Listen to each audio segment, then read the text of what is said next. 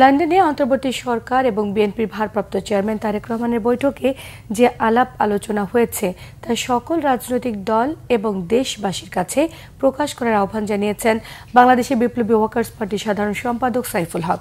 সকালে কেন্দ্রীয় শহীদ মিনারে পার্টি সমাবেশে তিনি আহ্বান জানান। তিনি বলেন, এই বৈঠক সরকারের সঙ্গে রাজনৈতিক দলের যে বিরোধ ছিল তা দূর হবে। নির্বাচনের তারিখ ঘোষণা হওয়াতে রাজনৈতিক ময়দানের উত্তেজনা কমবে বলে আশা ব্যক্ত করেন তিনি।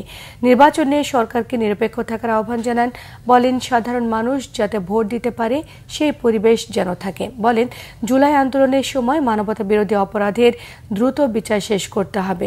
আগামী জুন জুলাইয়ের মধ্যে জুলাই সনদ তৈরি করতে এবং কমিশনের যাবতীয় কাজ শেষ করতে ঐক্যমত্য কমিশনের প্রতি আহ্বান জানান বিপ্লবী ওয়ার্কার্স পার্টির সাধারণ সম্পাদক। উচিত হবে সকল রাজনৈতিক দলকে খোলামেলা আলাপ আলোচনার বিষয়টা প্রকাশ করবেন। দেশবাসীর কাছে আলাপ আলোচনা বোঝাপড়া কি আপনারা করলেন নিশ্চয় সেটা প্রকাশ করবেন।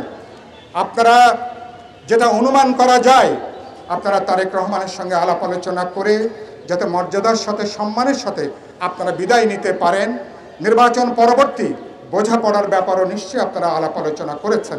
আপনাদের উচিত হবে সমস্ত বিষয়টা রাজনৈতিক দল এবং জনগণের কাছে খোলামেলা প্রকাশ করা।